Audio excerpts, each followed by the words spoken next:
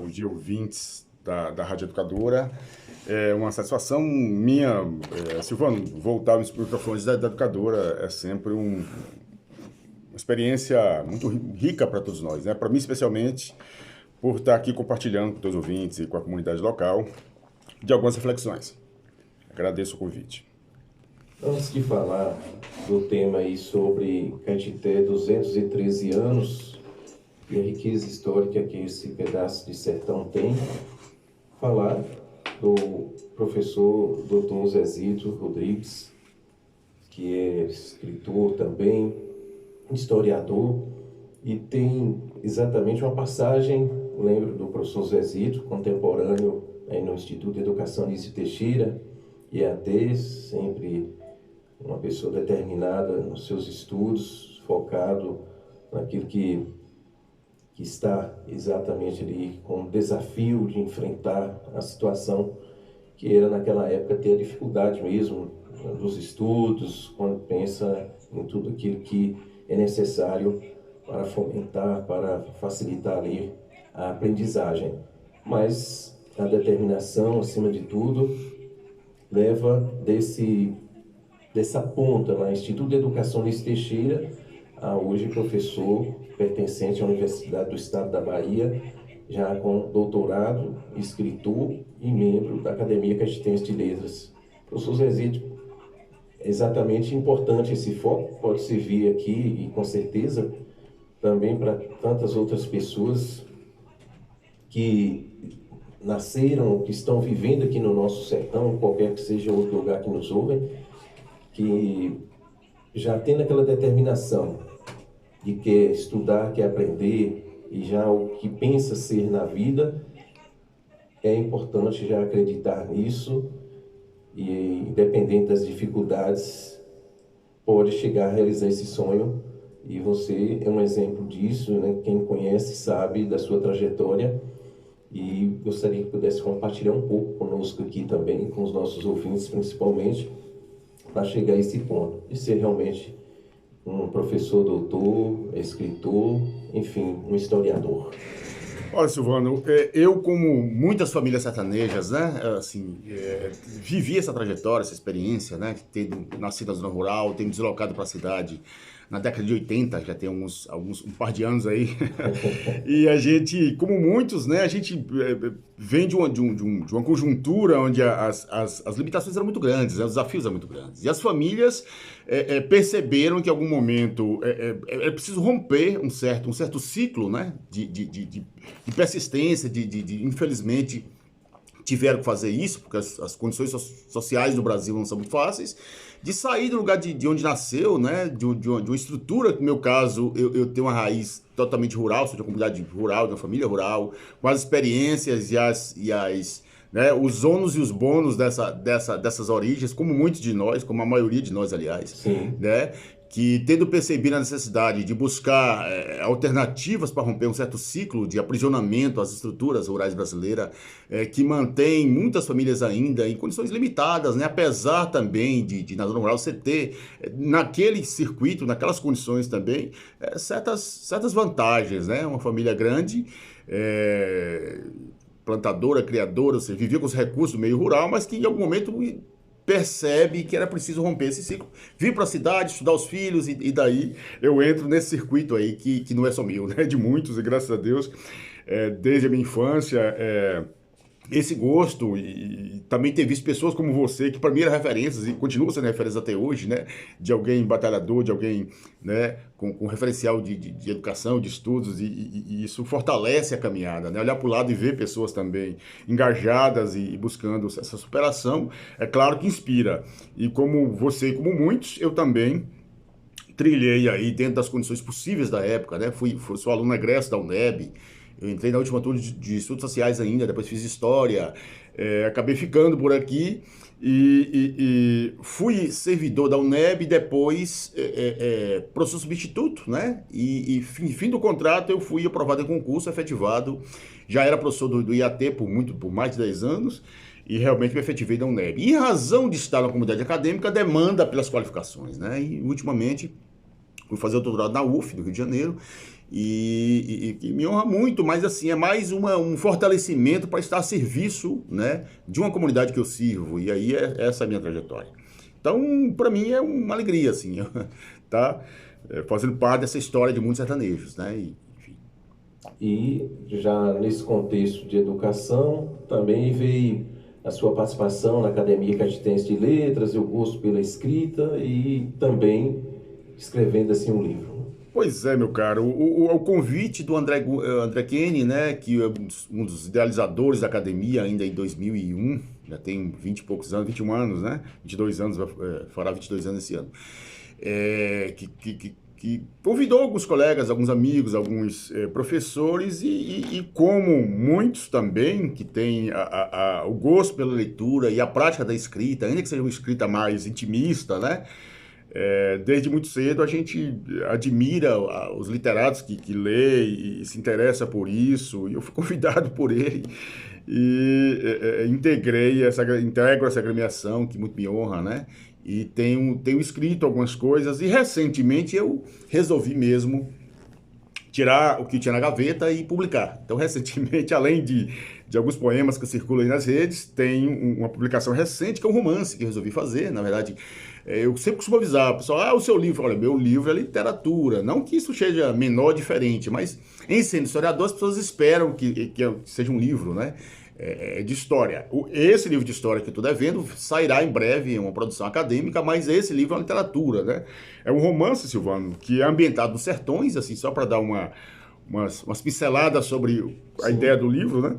É um romance ambientado nos sertões, e na conjuntura do século XIX, aliás, na conjuntura da independência do Brasil na Bahia, né? Ele tangencia um pouquinho essa realidade e fala de uma vila sertaneja no século XIX, com os seus perfis, né, de uma sociedade arcaica, reacionária, com alguns problemas, e dentro dessa complexidade social, eu formulo, então, uma narrativa a partir de alguns personagens criados, e que revela um pouquinho das entranhas da sociedade sertaneja do século XIX. Então, eu fiz disso um exercício, de alguma forma também, de referência da história, da pesquisa que eu fiz, né, da minha tese, mas, na verdade, é pura literatura, e a ideia é essa mesmo, convidar a leitura ampla, as pessoas se interessem e se envolvam. E aí a tarefa do escritor, do literato, que difere um pouquinho do historiador, né? Enquanto historiador, ele está preocupado, né, com a evidência dos fatos históricos, né? E aí, obviamente, evidenciar esses contextos e analisar e perceber. O literato tem como única baliza, ou a baliza mais importante, essa coisa de uma veracidade, mas não uma veracidade no sentido da existência dos fatos, mas de uma perspectiva de que aqueles fatos seriam plausíveis de acontecer naquele contexto. Então, assim, a ideia é um pouquinho perceber como um sujeito, no caso, um personagem homem, ou as mulheres, num contexto de sociedade escravista, como é que funcionaria aquela sociedade, como é que eles pensariam, como é que eles projetariam os seus interesses, as suas paixões, enfim. E aí eu tento tecer essa narrativa de maneira envolvente para que as pessoas conheçam um pouquinho. A previsão de lançamento desse livro será agora dia 14 de abril, né? Então já deixo o convite a toda a comunidade. O livro já está disponível. E é mais um exercício, né? Aliás, eu queria falar um pouquinho disso, Silvano, antes da gente continuar até numa outra temática, pensar o quanto, e aí já falando de alguma forma dessa trajetória da Vila de Caetité, o quanto nós tínhamos no século XIX nessa região uma sociedade literata, uma sociedade articulada. Nós tínhamos um romance produzido aqui em 1837, salvo engano, esqueço a data exata, pelo Antônio Marcelino das Neves, que é o romance Lavras Diamantinas, né? Foi logo que surgiu a exploração de diamantes na Chapada, e que houve um deslocamento das pessoas dessa região para lá. E ele tece um romance nessa conjuntura do início do século XIX, e depois eu vejo um depoimento da filha dele dizendo que era prática do Marcelino escrever os capítulos desse romance na loja de seu pai, durante o dia, né? E à noite reunir pessoas conhecidas na sala de estar para ler capítulos do romance. Você imagina, né? Uma espécie de novela do século XIX sendo tecida nas salas de estar na comunidade sertaneja, distante dos grandes centros, mas totalmente ancorada com o mundo, com o universo literato, com a literatura, com essa prática, né? O livro e a leitura era uma prática social, ainda com a prática elitista, a gente sabe, mas era uma prática social. Então, quando eu, de alguma forma, lanço esse romance, eu provoco um pouquinho, é uma forma de chamar a sociedade também a não se esquecer dessas origens, né? E trazer a leitura e a literatura que é muito séria, e aí, conectando com a nossa fala inicial, a leitura é um instrumento de empoderamento, né? De alavancagem de algumas famílias, de alguns sujeitos.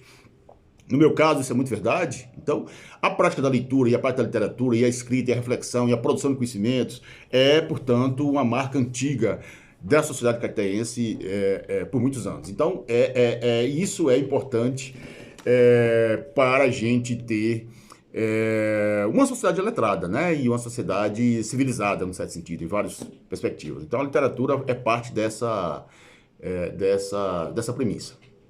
Estamos falando com o professor Dr. Zezito Rodrigues, aí podemos ter um pouco de Zezito Rodrigues, né, como professor doutor, que é aluno egresso do Instituto de Educação Alice Teixeira, aluno egresso da UNEB, Campus 6 de Caetité, e voltou ao IAT como professor, à UNEB como professor, depois se efetivou aí só na UNEB como professor, já concurso, já vaga garantida, como definitivo, professor da UNEB, e faz doutorado aí na UF, que é a Universidade Federal Fluminense, e tem a oportunidade de estar aqui conosco, já falando também como historiador, como escritor, autor do livro A Vila, Romance Histórico de um Sertão, que terá lançamento no próximo dia 14. Previsto para o dia 14, Previsto para o dia 14. Isso, estão confirmando, só um detalhezinho técnico aí, mas praticamente está fechada a data, dia 14 de abril.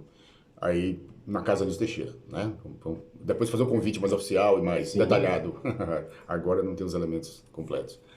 O professor Zezito, que é membro da Academia Caetitense de Letras, tem contribuído muito com essa instituição aqui na nossa Caetité, na nossa região, né, com esse momento da sua participação também só enriquecendo assim, a nossa academia. E aqui, como o professor Zezito disse, né, mas para alertar também, para que a gente possa lembrar de tantos outros que escreveram também aqui em Caetité e lembrar desse momento. Tem um passado bonito e um presente também com a existência, né, de pessoas que estão escrevendo aí, como o professor Zezito diz aqui, né, que é uma forma também de lembrar dos escritores do passado e ativando assim o presente já com esse livro que será lançado neste mês. Professor Zezito, a nossa Caetité, hoje 213 anos, tem uma cidade bicentenária. Sim. E quando se referiu aí a lembrar também daqueles que escreveram, lembrar de um passado, de uma Caetité rica no seu contexto, e aqui a gente pode lembrar dessa Caetité na riqueza natural, o subsolo, o solo, a sua vegetação, a riqueza dos ventos, né? Agora com energia eólica, avança aí também para energia solar, a riqueza do seu povo, e aí está o exemplo do passado e também do presente, e é claro, o futuro não será diferente, e assim a nossa rádio educadora também nesse contexto, para hoje a gente lembrar dessa data importante. E o professor Zezito, como historiador, pode compartilhar conosco também, aí dentro dessa linha do tempo, professor. Eu sei que tem muito conhecimento sobre o fator histórico e levaríamos aqui um bom tempo para falar nesse sentido, mas o que pode ajudar para os nossos ouvintes compreenderem, e sobretudo a nossa Caetité, que recebe pessoas de outras de empresas, de outras cidades, de outros estados, e a gente recebe pessoas até de outros países, né, que estão por aqui, e claro, querem conhecer também um pouco dessa cidade que hoje está com 213 anos. Pois é, Silvano, esse tema ele foi objeto da minha tese, na verdade, né, defendida em 2021, né? A tese é intitulada Uma Vila na Periferia do Império, né? Aí eu falo Territorialidade, Economia e Poder do Alto Sertão na Bahia, 1810-1821. A tese com 385 páginas, assim, eu devotei a esse tema porque, né, tem um interesse particular e particularmente ele surgiu da necessidade de recentemente a estrutura política baiana, de gestão da Bahia, ela absorve a influência do antigo Ministério da Cultura, né, que começa a pensar a sociedade a partir dos seus territórios de identidade, e para mim ainda era um problema do presente, porque a história pauta no presente, né, discutir um pouco as origens desse território de identidade do sertão produtivo, hoje chamado de sertão produtivo, é um nome criado aí, né, assim que se foi criado o território, mas a referência histórica é de Alto Sertão na Bahia, ou de Sertão de Cima, ou Sertões Altos, como a literatura histórica registra, né.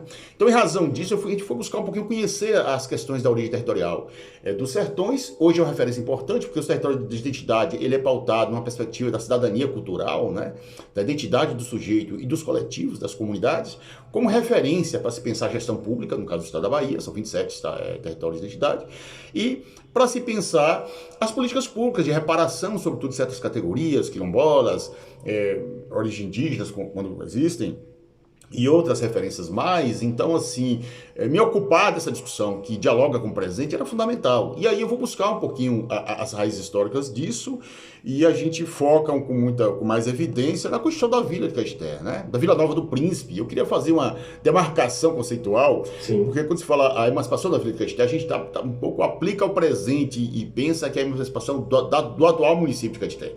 Mas a Vila de Caeté é um território imenso. É um território que hoje equivale a 48 municípios, você tem ideia, né?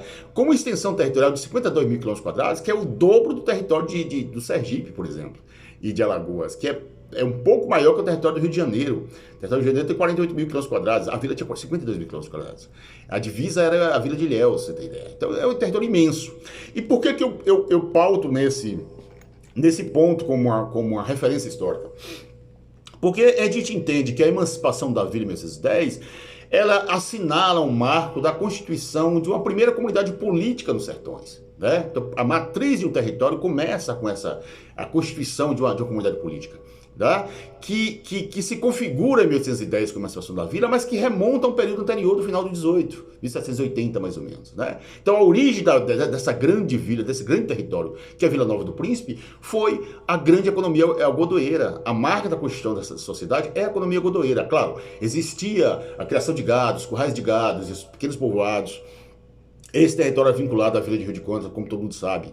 Surgiu em razão da exploração de ouro, que até meados do século XVIII era uma vila muito importante, né? Que junto com Jacobina pautava todo o interior do sertão, dos sertões baianos. Quase metade do território baiano era de abrangência, né, dessas vilas, Vila de Rio de Contas, Vila de Jacobina. E nesse imenso território nós vamos ter um arraial que se funda, né, emancipa a freguesia em 1754, né, uma comunidade religiosa, mas aí de plantadores e criadores, portanto não eram de exploradores de ouro como em Rio de Contas, embora teria acontecido aqui pequenas, né, especulações, exploração de ouro em algumas regiões, precariamente não houve desenvolvimento disso. E em razão do algodão, né, da Revolução Industrial e a demanda por algodão na Inglaterra, em finais do 18, isso coincide com a independência americana, então que era a grande lavoura, digamos assim, que sustentava o mercado inglês, e o rompimento disso exige que outras zonas se desenvolvam o algodão para esse comércio europeu, que faz com que o Brasil seja uma dessas zonas produtoras de algodão, né? E na Bahia, esse algodão que era criado inicialmente, era plantado inicialmente em Camamu, no litoral, na vila de Camamu, ele é deslocado para os sertões e se adapta muito bem, porque lá o regime de chuvas, né, não permite muito, e aqui o regime de chuvas favorece. Então, nós vamos ter um grande boom dessa produção de algodão por volta do final do século XVIII, 1780 em diante. As fazendas de produção de algodão, as chamadas roças de algodão, e aí o advento da escravidão em razão disso e tudo mais, constitui uma sociedade enriquecida pelo algodão, que demanda politicamente a emancipação de uma vila. E a partir do final do 18, 1799, há uma disputa por essa emancipação com a Vila de Rio de Contas, né? 1803, o Conselho Ultramarino reconhece a criação da vila, mas não implementa, em razão do juiz de fora de Rio de Contas estar provocando impedimentos, já que ele era o titular dessa região toda e não queria perder o domínio sobre esse território. Então essas disputas, de parte a parte, essa comunidade recorre aos tribunais do Império, recorre ao próprio príncipe regente, a intervenção, ao Dom João, né? E em 1810, com o título de Vila Nova do Príncipe, daí o príncipe Dom João, ele não era imperador ainda, não era rei ainda, e aí nós vamos ter a criação dessa vila, né, por patrocínio do próprio Dom João. E aqui no sertão você cria uma comunidade política importante, né, com não só com a estrutura da vila, e é preciso, assim, eu sei que é uma linguagem meio técnica, não sei se todo mundo está atento a isso, ou se isso tem relevância, né? Porque a gente fica com essa mania também de achar que a pesquisa, para nós é importante, pode ser importante para todo mundo, não sei se é, mas constitui uma estrutura dessa vila, né? Que é um conselho. Esse modelo conselhio é um modelo que era praxis aí no Império Português como um todo, né? Cada local com autonomia tinha um conselho, e esse conselho era formado por 2 juízes ordinários, 3 vereadores, um procurador, e depois, uma segunda escala, um conjunto de outros funcionários, né? Os porteiros, amanuenses, os carcereiros, e quem dava, digamos assim, a gestão desse território. E nessa vila nós vamos ter aí, pelo menos, 10 ou 12 grandes povoados, né? Grandes arraiais, Canabrava do Caldeiras, Canabrava do Caires, Canabrava Umburanas, o Gentil, Santo Antônio da Barra, né, que é Condeúba, Almas, que é Jacaraci. Então nós vamos ter o Arraial da Conquista, o Arraial do Jacaré, eram todos integrantes dessa imensa vila, né? Nesses territórios se constitui aí uma companhia de milícias, né? Em cada um desses territórios tinha um capitão de milícias. Inclusive tinha as milícias e as ordenanças de obispardos também, não só das elites políticas. Então, constitui um grande panorama de uma sociedade. Em cada um desses arraiais você tinha, além das companhias de milícia, um juiz vintenário e um escrivão, e compõe, então, uma elite política muito interessante, muito afinada aos interesses do Império. Por isso que a minha tese eu discuto centro e periferia, né, a relação entre o local e o centro de poder. E nesse trâmite, né, é uma vila que era uma comunidade que se dialogava muito, né? Na perspectiva do antigo regime, né? Antes da independência prevalecia o antigo regime, onde esses sujeitos, esses agentes públicos que conquistavam terras em nome do rei, que combatiam indígenas em nome do rei, requeria a mercê real, né? Que era um privilégio concedido pelo rei, né? De domínio de um território, do domínio da arrecadação de impostos e tudo mais. Então, essa sociedade que se funda em 1610 é uma sociedade ampla, né? Que tinha no comércio de algodão e na decorrência disso, por exemplo, em razão do comércio de algodão, nós vamos ter aqui, por exemplo, um importante mercado de comércio de mulas, de muares, que está conectado com o mercado de Sorocaba, em São Paulo, né? E daqui se distribuía mulas para toda a região, porque as mulas eram o caminhão, era a grande ferramenta para se deslocar a produção de algodão, que daqui saindo ia para o Porto da Cachoeira, você imagina, 100 e poucas léguas, e de lá para o Porto de Salvador, e de lá para Manchester, para Liverpool, na Inglaterra. Então o algodão era exportado via tropa de burros, e aí a minha pesquisa dá conta disso, identifica como é que funcionava esses processos todos. Então, é essa dinâmica toda que torna essa Vila Nova do Príncipe um grande centro político, econômico. Em 1814, ela reivindica do rei, por exemplo, a criação de uma cadeira de gramática latina, né? E o padre, depois vereador, depois procurador também, Antônio de Queiroz Osório, passa a ser o primeiro professor latinista que atrai pessoas para aqui, que é uma figura importante e que atesta um pouquinho as estruturas de uma vila que, para aqueles padrões, era uma vila não só enriquecida por essa economia algodoeira, mas também vinculada aos interesses políticos, aos interesses intelectuais do centro do Império, né? Então a minha pesquisa transita por aí com mais elementos. Estamos falando com o professor doutor, historiador, escritor, membro da Academia Caetense de Letras, Zezito Rodrigues, ele que fala sobre os 213 anos de Caetité.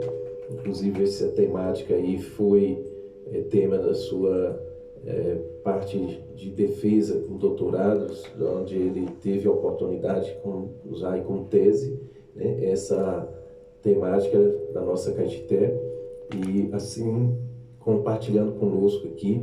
E essa Caetité, um território que há 213 anos atrás, ao começar com essa vila, se tornava aí exatamente 48 municípios hoje. Essa região teve Vitória da Conquista, que hoje é a terceira maior cidade da Bahia, Salvador, Feira, Vitória da Conquista, pertencia aqui ao território de Caetité, né, professor Zé? Sim, sim, sim. O Arraial da Conquista, aquela região do Planalto da Conquista, a gente chama inclusive de Sertão da Ressaca, né? Aliás, tinha um dos povoados que era chamado Jacaré da Ressaca, né? Era o título de um vilarejo que está ali próximo de Conquista, que era então integrava esse território. Então, por extensão, essa vila ia até, Silvano, divisando com a vila de Ilhéus, que está bem mais abaixo de Conquista, né? Era um território imenso. No entanto, em 1840, nós vamos ter a emancipação da Imperial Vila da Vitória, né? E desdobram mais da metade dessa primeira vila. Então, é aí que eu argumento em que há o que eu chamo de territorialização, né? De um refinamento do território, porque emancipado a Imperial Vila da Vitória e nós vamos ter o território do Sertão da Ressaca, aquela região de lá, a partir do Rio Gavião. Onde é que está o Rio Gavião? É lá vizinho, antes de Anagé, ali, aquela ponte que tiver antes de Anagé. Ali é o Rio Gavião que nasce em Condeúba, né? Na região de Condeúba e cruza ali. Então ali era digamos assim, a extensão dessa nova vila que se forma a partir de 1640, né? A partir da vila do Rio Gavião nós vamos ter a Imperial Vila da Vitória e o Sertão da Ressaca. De lá para cá continua sendo a Vila Nova do Príncipe, né? Inclusive na emancipação, um pequeno território que era da antiga Vila do Urubu, hoje a cidade de Paratinga, mas que pega esse médio São Francisco todo, né, que vinha até Monte Alto, né, aqui o Baixio de Guanambi, resolve se vincular à vila que é justamente o Distrito do Gentil, né, essa região pertencia originalmente ao Urubu e eles resolvem se vincular pela proximidade, né, à Vila de Caeté. Então era uma extensão realmente muito grande, né, e é nesse território, a partir de 1640, nós vamos ter a Constituição do que eu chamo de território do Alto Sertão na Bahia. Porque o território tem a ver não só com as questões geográficas e econômicas e naturais e tudo mais, mas com uma dinâmica que sobre esse território se estabelece pelos homens, né? Não só política, econômica, mas, por exemplo, uma dinâmica social. Essas famílias se casavam entre si, constituíam comunidades maiores, se visitavam, circulavam entre si, tinham dinâmica de trocas, o comércio pujante. O comércio que era feito de algodão, Silvano, para a Vila da Cachoeira, permitia, por exemplo, que para os sertões voltassem um conjunto de objetos de consumo, de prataria, de louças importadas, de tecidos finos. Então, uma sociedade enriquecida. Na pesquisa que eu identifico, nós temos nessa região sobretudo esses produtores de algodão, muito ouro, né, naquele momento, porque a moeda era escassa, os títulos de crédito do Banco do Brasil não tinham muito crédito, na verdade, as pessoas não queriam e não confiavam muito, restava ali acumular essa riqueza em ouro, em objetos de ouro, em peças de ouro. Então eu falo de uma figura que está na minha tese, que é muito curiosa, e aí eu vou dar só um toquezinho para não cansar vocês demais, talvez, que é uma personagem que é o Antônio da Silva Prado, né? Antônio da Silva Prado é o barão do Iguape, de primeira grandeza em São Paulo, que constituiu uma das famílias mais ricas do Brasil. Os seus netos foram os maiores produtores de café de todo o mundo, eram os maiores exportadores, os netos do Silva Prado, certo?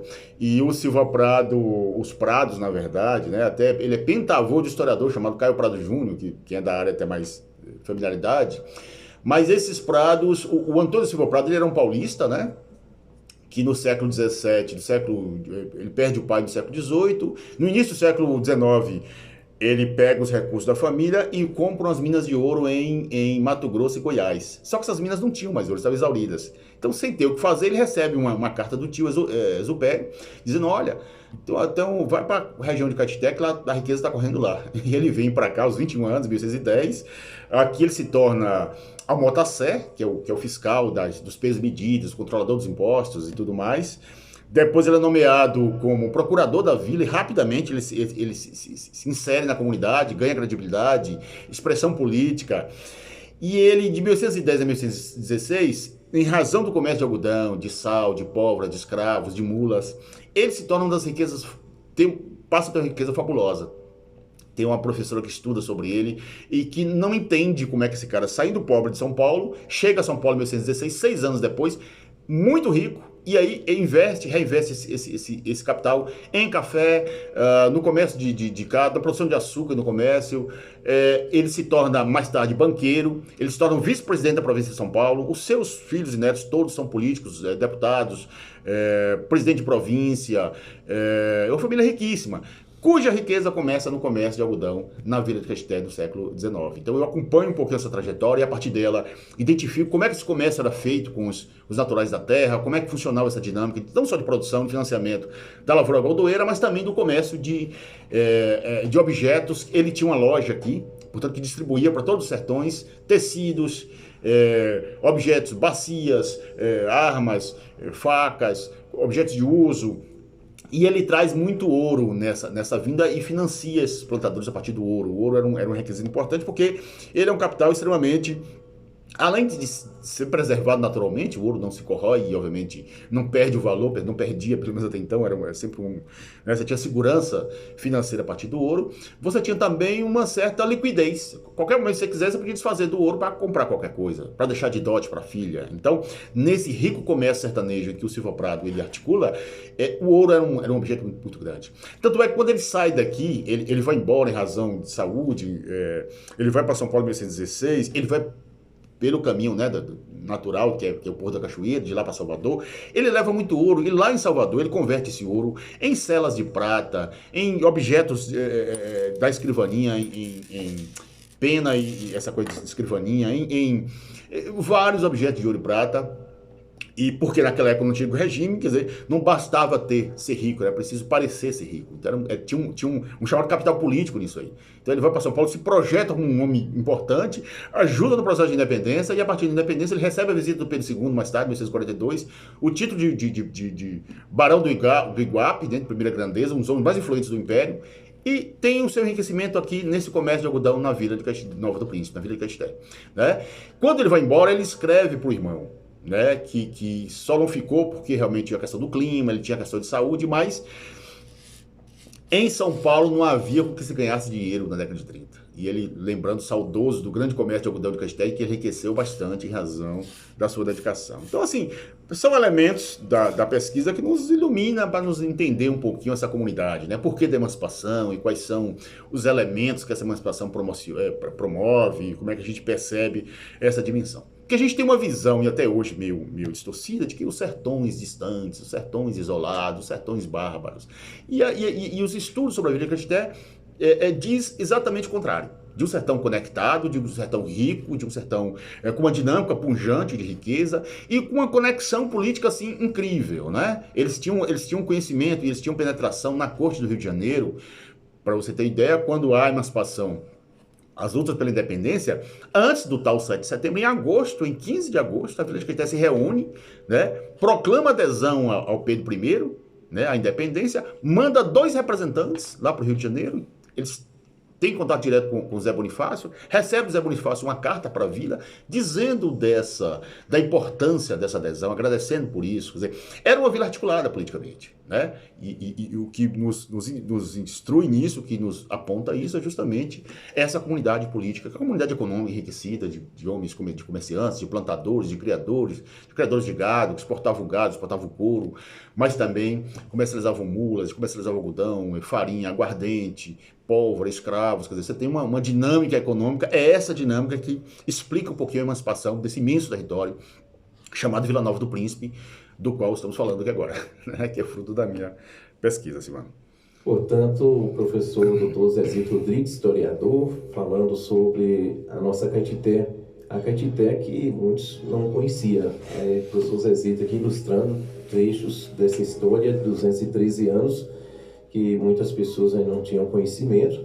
E a nossa Caetité, que agora mais recente, muitos sabem, eu lembro que há 24 anos, o vereador Edilson Batista, né, ele lembra, no fator histórico aí, da importância do dia 5 de abril de 1810, e a Câmara aprova como feriado municipal pela importância.